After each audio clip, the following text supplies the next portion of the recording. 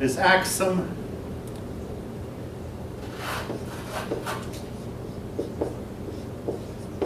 Now, of all these nations, Axum is the one that we still have on the map, and we call it Ethiopia.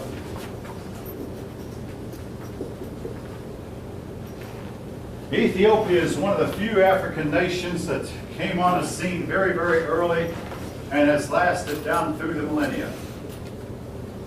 It's also just about the only nation in the world that started out in one locality and then moved completely to another locality. In other words, the modern Ethiopia is not located exactly the same place where that ancient Axum was.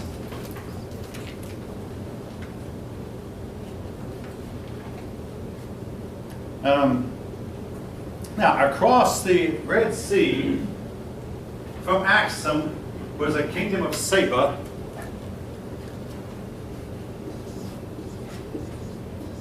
Now, your authors suspect that Saba is the ancient biblical Sheba, and in the Bible, the Queen of Sheba is mentioned as having come to visit Solomon with a very great caravan, a very great train, call it a caravan, whatever you will, with a very great caravan, and Solomon was impressed with her, and she was impressed with Solomon. They placed Axum here. Now, folks, there are persons who will dispute that, who will say that the Queen of Sheba was actually Queen Hatshepsut, the Queen of Egypt we've talked about, who was just about the only Egyptian woman who achieved the title of Pharaoh. Again, there's some of this that we just simply don't yet know, but give it a little bit more. There's more being discovered all the time. Give it a little bit more, we might find out more. The Ethiopians themselves say that no, Saba was not in Arabia, that Saba was actually in Ethiopia, and that Solomon and the Queen of Sheba had a son named Menelik, and they became the ancestors of the Ethiopian dynasty that was to rule Ethiopia until 1974. The last Ethiopian ruler was Haile Selassie. Most of you probably haven't even heard of him, but he claimed that he was descended from Solomon and the Queen of Sheba and their son Menelik.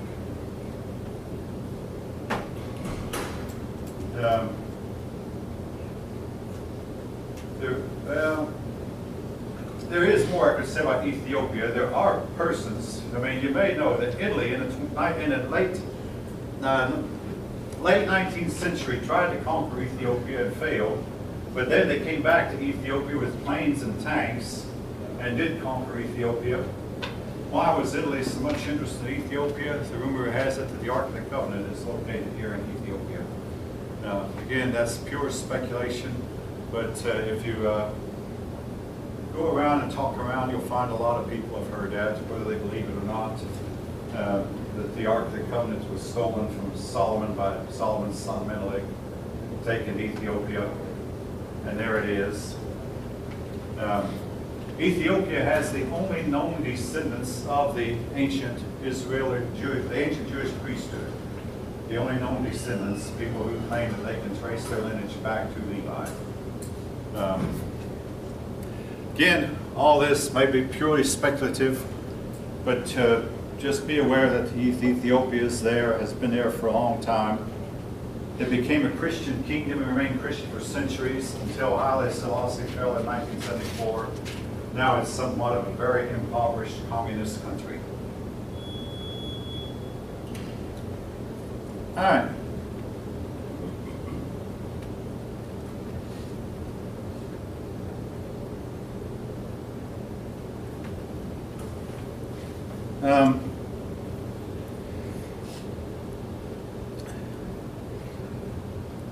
The book goes on to talk more about other nations, particularly, now don't worry about these. The book talks about at the bottom of page 216, a group of apparently very powerful people who thrived on trade with the Roman Empire, and when the Roman Empire fell, they fell. I'm not even going to attempt to Garamantes is the way it looks like the word is pronounced, the Garamantes. it says it's advanced societies generally don't thrive in desert conditions, but the Garamantes were a desert country, and they managed to trade with the Roman Empire by putting underground water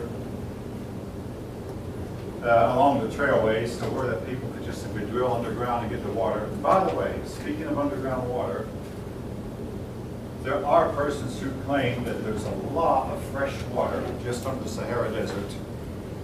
And if it could ever be brought to surface, the Sahara Desert might be transformed once again into a fertile grassland.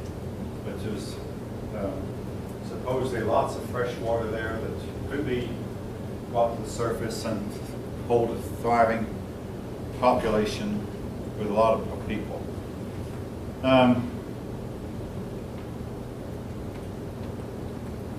In East Africa, you have one of your more famous tribes, the tribe known as the Bantu. The Bantus are still around, and a lot of people believe that they were the ones who got Africans to grow crops and spread their knowledge of crop growing to other places. And that they also knew how to work iron, even though others say that iron smelting was there before they were not. And if any of you know anything about melting iron, it takes an extremely hot heat. And I mean, if you even put wood or coal in the oven, you cannot get the wood or coal hot enough to really melt the iron, or the flame hot enough, unless you pump oxygen. So in an iron smelting furnace has to have huge billows of air where you pump the air into the fire, and by pumping the air into the fire with a really good kind of fuel, you can get the iron hot enough to where it melts. When the iron melts, of course, it melts the impurities away. The iron sinks to the bottom. The impurities sink. The impurities float to the top. Then you use some kind of a device to clear the impurities off the top of the iron while it's still liquid. And then you can pour the iron into a mold and make whatever you want to out of it. Africans have been doing this for many generations.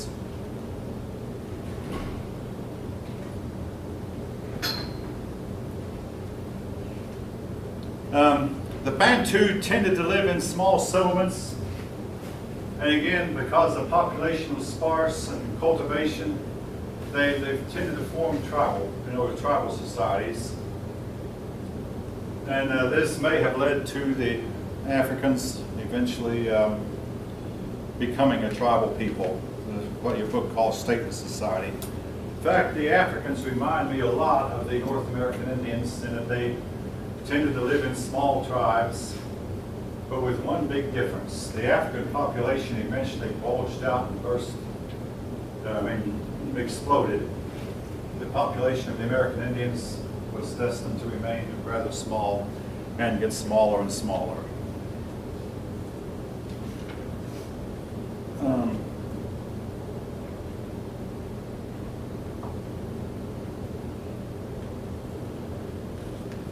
All right.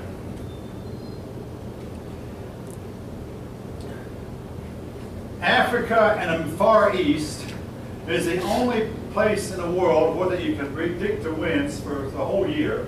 For 6 months the winds will blow to the east, and then for 6 months the winds will blow to the west.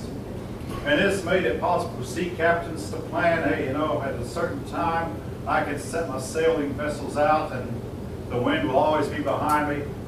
And then I can drop off my goods here in the Far East, pick up more goods, and then turn around and have the winds behind me. The winds were predictable. 6 months they blew one way, for 6 months they blew another. And sea captains took advantage of this by trading between Africa and the Far East. It is known that at least one Chinese emperor constructed a fleet of very large wooden ships. And these wooden ships sailed to Africa one time and brought back some elephants and giraffes, and the emperor and the Chinese were especially impressed with the giraffes. Very unusual. Monkeys and apes and other kinds of animals that they collected from Africa and brought back to China. So Africa did have some contact with the outside world for a long time.